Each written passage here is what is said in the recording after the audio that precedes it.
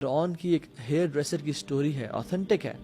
امام احمد نے اپنی مسند میں سے نریٹ کیا، اور امام طبرانی نے نریٹ کیا، ابن حبان نے نریٹ کیا، اور امام حاکم نے نریٹ کیا۔ وہ اس کی فرعون کی بیٹی کے بال کام کر رہی تھی، اور وہ کام کرتے کرتے اس کے ہاتھ سے نا وہ کام گر گئی۔ اور فرعون کون تھا؟ جو کہا کرتا تھا کہ میرے علاوہ کوئی الہ ہے؟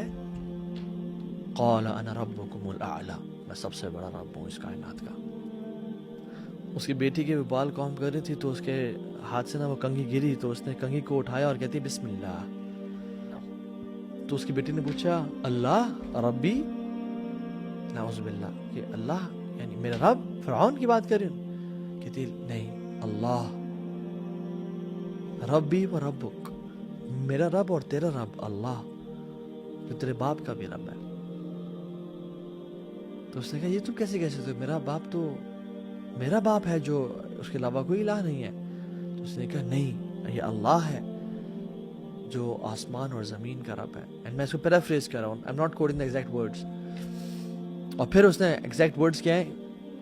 وہ لڑکی چلی گئی اپنے باپ کے پاس، فرعون کے پاس، کہ ہماری جو ہیئر ڈریسر ہے، ہمارے جو نوکر ہے، خادمہ ہے، غلام ہے، وہ آپ کے علاوہ کسی اور کو رب مانتی ہے۔ انہوں نے کہا بلاؤ اس کو، کون ہے، کس کی جرت کیا ہے؟ بلایا اور کہا کہ تم نے کیا کہا ایسے کہ میرے علاوہ کوئی رب ہے؟ کہتی ہے ہاں۔ کون ہے وہ؟ کہتی ہے وہ اللہ ربی و ربک، میرا رب بھی اللہ ہے اور تیرا رب بھی اللہ ہے۔ فرعون نے کہا لاؤ مارو اس کو لیشز، اور اس کو وہ مارنا شروع ہو گیا لیشز۔ انہوں نے کہا اب مانتی ہو کہ میں تمہارا رب ہوں، میں تمہارا الہ ہوں؟ نعوذ باللہ من ذالک۔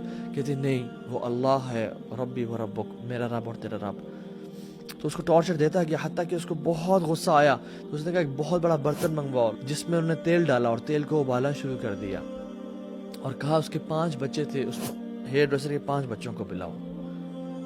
اور جب 5 بچوں کو بلایا تو ایک کے بعد دوسرے کو پھینکتے گئے، اور اس کا ایک جو سب سے چھوٹا بچہ تھا وہ دودھ پیتا تھا، اس کے ہاتھ میں، اس کی گود میں تھا۔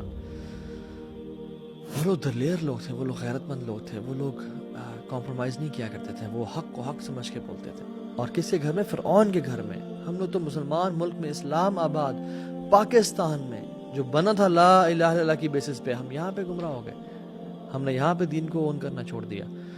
تو جب اس کا آخری بچے کو پھینکنے لگے، چھین لگے، تو اس کا دل نرم ہو گیا اور پگھل گیا اور وہ پھسلنے لگی۔ تو اللہ رب العالمین یثبت اللہ الذین آمنوا بالقول الثابت فی الحیات الدنیا والآخرہ، جو لوگ ایمان والے ہوتے ہیں نا، اللہ تعالیٰ ان کو تثبیت اور اسٹیڈ فاسٹنس دیتا ہے اور ہمت اور طاقت دیتا ہے۔ اللہ تعالیٰ نے اس کے بیٹے کو بلوا دیا۔ جو کچھ بچے ہیں نا کائنات کی ہسٹری میں جو گود میں بولے تھے، ان میں سے ایک فرعون کے ہیئر ڈریسر کا بیٹا تھا۔ کہتی ہے، وہ کیا کہتا ہے اپنی ماں سے؟ اصبری یا امی، اصبری یا امی انکی علی الحق، ماں آپ صبر کریں، صبر کریں، آپ حق پہ ہیں۔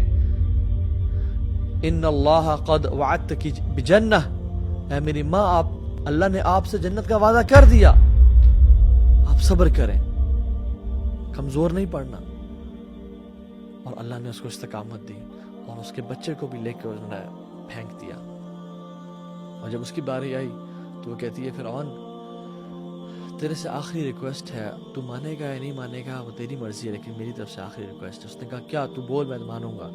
کہتی ہے کہ جب ہم سب جل جائیں اور مر جائیں اور ہماری ہڈیاں رہ جائیں، تو بس تو ایک کام کرنا، ہماری ہڈیوں کو ایک قبر میں اکٹھا کر دینا۔ آئی وانٹ کہ قبر میں بھی ہم لوگ ساتھ ہوں اور اللہ کی جنتوں میں ہم لوگ ساتھ ہوں۔ یہ وہ لوگ تھے جنہوں نے اپنی زندگیاں قربان کر دیں دین کے لیے، اسلام کے لیے۔ Imagine entering our grave. Imagine entering 6 feet under the grave where there is no electricity. There are no cash, no ATM cards, no designations, no 21st grade and brigadier and general, ya chief of army staff, ya PM or nothing. It is just your actions. گھر والے پھینک کے واپس چلے جاتے ہیں اور حساب کتاب کرتے ہیں کہ کتنا مال چھوڑ کے گیا ہے، تاکہ ہم آپس میں تقسیم کر لیں، اور ہم لوگوں کا مال اکٹھا کرتے رہ جاتے ہیں۔ ان واقعات میں عبرت ہے، سوچنے کی باتیں ہیں، یہ صرف ٹائم پاس کے لیے نہیں ہے۔ سو آج ڈیسائیڈ کریں کہ ہم کتنی قربانی دینے کے لیے تیار ہیں اللہ تعالیٰ کے لیے۔